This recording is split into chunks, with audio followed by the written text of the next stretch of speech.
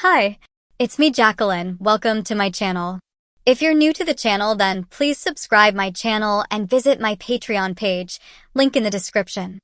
The pause gave Mrs. Corvar time to calm down and collect her thoughts.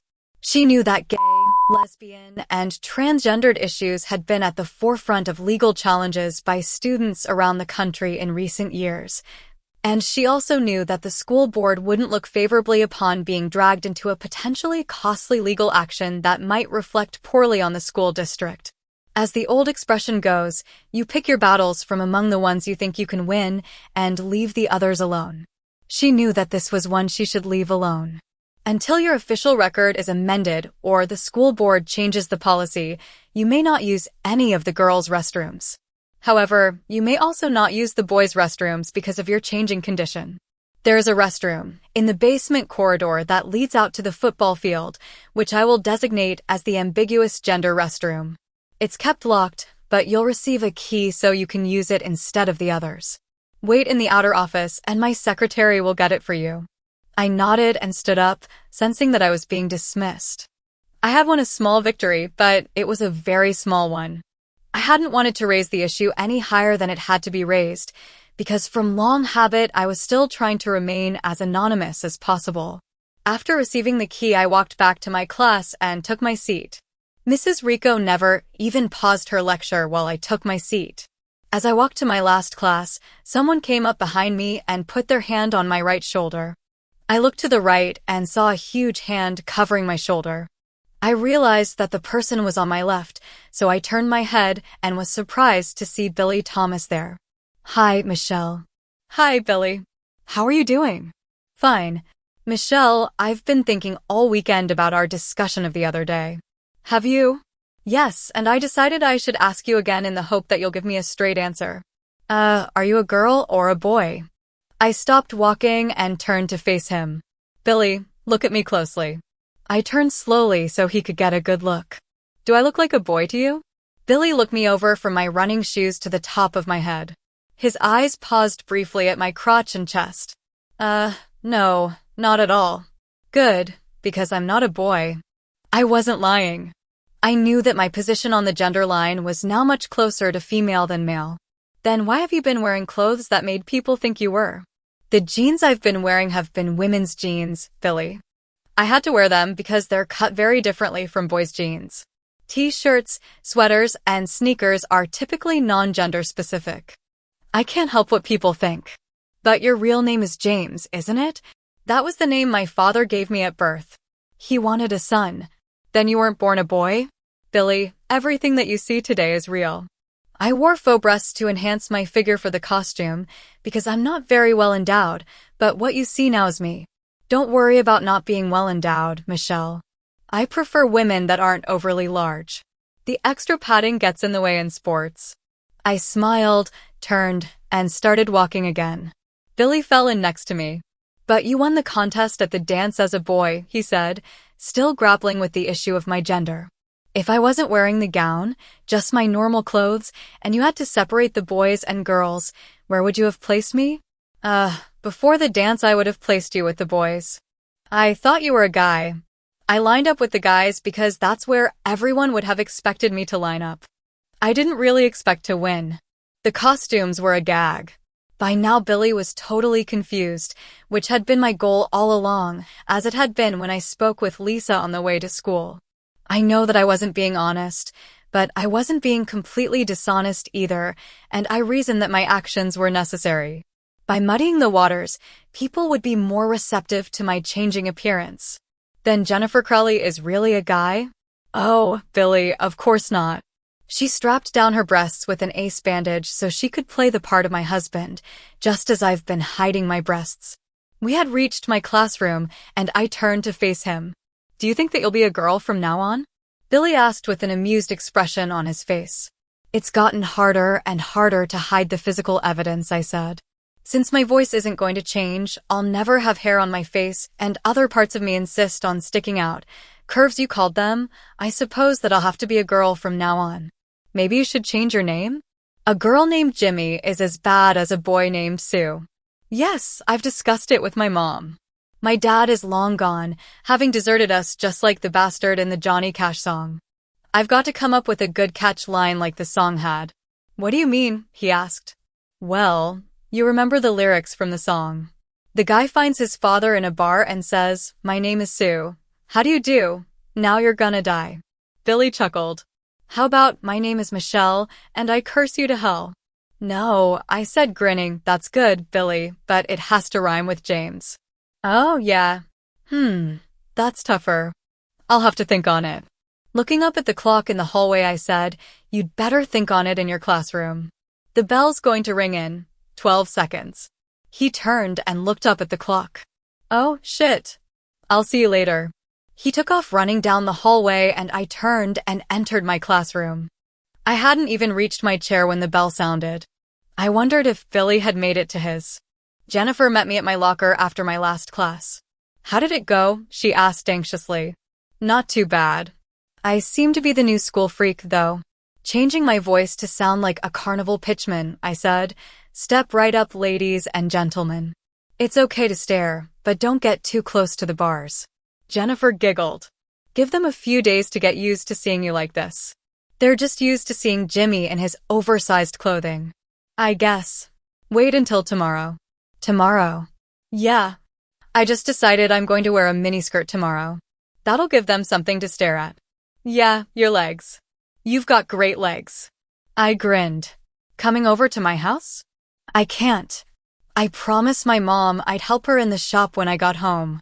She's really backed up. God, I hate sewing. I was already on the bus when Lisa climbed on, and she sat down next to me for the ride home. It was unusual having someone to chat with on the bus. Everyone was talking about you today, she said as soon as she had settled into the seat. I've stirred up quite a storm since the dance, I said. Everyone is trying to decide if you're a boy or a girl. Which side is winning? Well, when you unmasked at the dance, after having looked so convincing in a gown, most people thought you might be a girly man. And now, most people, who have seen you since then, think that you're just a girl with a really odd name. I suppose that's an improvement over being a girly man, I said, smiling. If you wear the denim miniskirt to school that you wore on Halloween, no one would have any doubts. Your legs are fabulous. My legs are kinda stubby. I'd love to have legs like yours. You're still a year younger than me. My legs were stubby also. Our bodies are still changing, remember? Yeah, that's what my mom keeps saying. Be patient, Lisa. You're getting prettier by the day. Your time will come, and other stuff like that. It's true. I know, but I want it now. Look at Marilyn Radowski. She's the same age as me, but she's beautiful.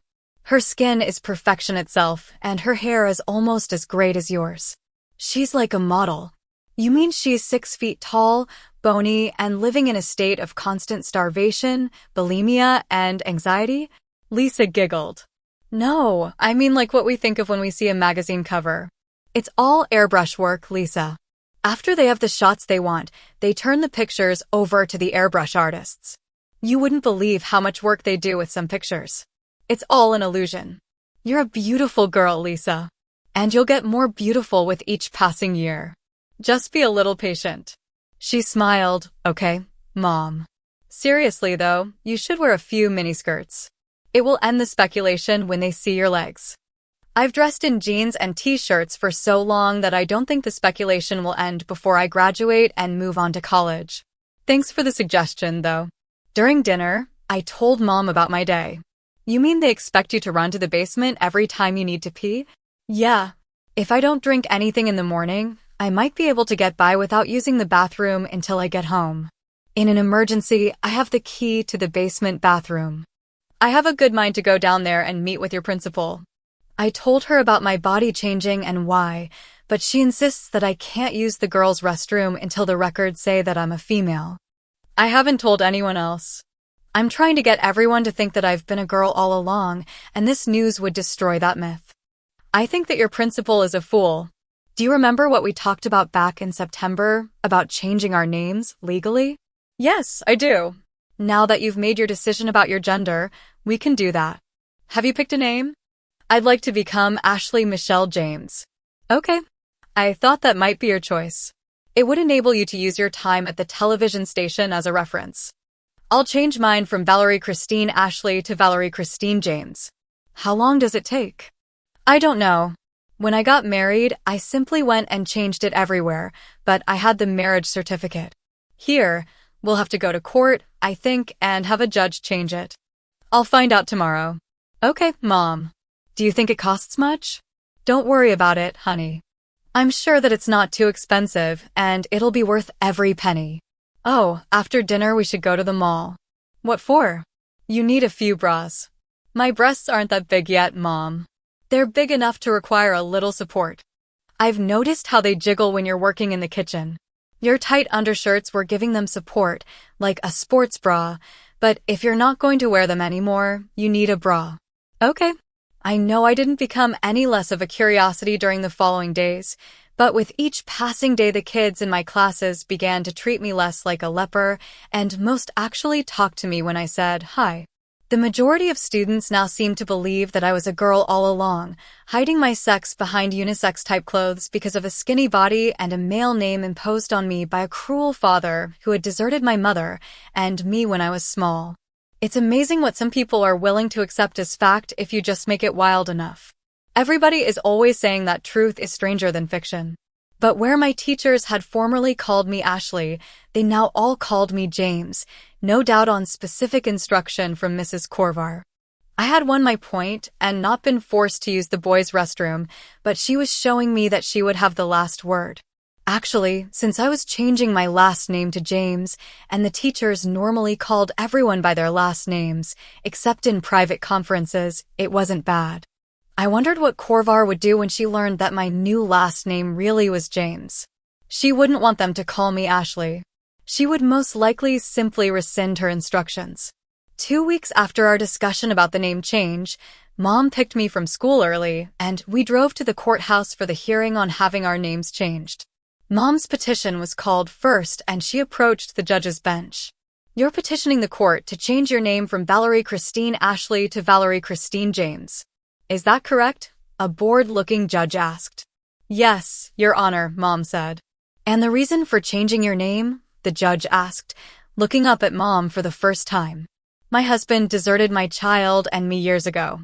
I no longer wish to have his last name. That was already written on the application. I guess the judge just wanted to hear her say it aloud. The judge nodded. Petition approved. You are now legally Valerie Christine James. Thank you, Your Honor, Mom said. The next petition called was mine, and Mom joined me as I walked to the bench. I was wearing a navy blue miniskirt, matching heels, and a white peasant blouse with tiny, embroidered violets. I had worn a skirt to school every day since I told Jennifer that I was going to wear a miniskirt the next day. For my appearance in court, I had made myself look as girly as possible. You're petitioning the court to change your name from James Michael Ashley to Ashley Michelle. The judge's voice trailed off, and he looked up at me for the first time, then back to the document. He had been shuffling papers and hadn't watched me approach. He scanned the paper again and looked at me once more before saying, to Ashley Michelle James. Is that correct? Yes, Your Honor.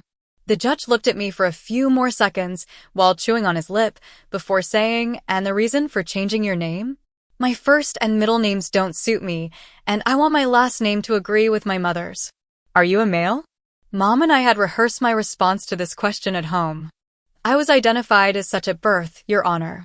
I am currently working with medical professionals to have the birth defect correctly diagnosed and my gender properly established.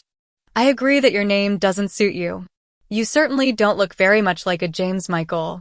No, Your Honor. The judge looked at the document once more before saying, you realize that this doesn't change your sex designation. Legally, you'll still be a male. A male named Ashley Michelle James. Yes, Your Honor. I understand. But the name change will help make my life easier until I straighten out God's little prank. Very well. Petition approved. You are now legally Ashley Michelle James. I smiled at the judge and said, thank you, Your Honor. He nodded without expression, but he took the time to look at my legs. At least I thought he was looking at my legs. The following morning, I went to the school office before my first class and asked to see Principal Corvar. I was told to have a seat and wait until she was free. I sat there for 40 minutes, effectively missing my first class, before being allowed in to see her. No one had gone in or come out, and I had begun to wonder if I was kept waiting intentionally. Once I was in her office, I walked to her desk and handed her a notarized copy of the court document that legally changed my name. She read it and looked up at me. "You are still not to use the girls' restrooms, Mr. Ashley." I smiled at her. "I understand, Mrs. Corvar, and I'm abiding by your rules, despite your prejudices. Some things just can't be rushed, or I would already have completed my transition. And for the record, my last name is James now, as evidenced by the record you hold in your hands." "How dare you?" "I am not prejudiced." "What do you call it, ma'am?" "You see that I'm taking the appropriate steps to properly define my gender and, in fact, have traveled a considerable way down that path, but you act like I'm only interested in voyeurism or something." She scowled and said, "The school records will be amended to reflect your new name. Return to your class." I smiled and said, "Thank you, Mrs. Corvar," before turning and leaving. I wasn't going to say or do anything that she could use to expel me or harm my chances for getting into college.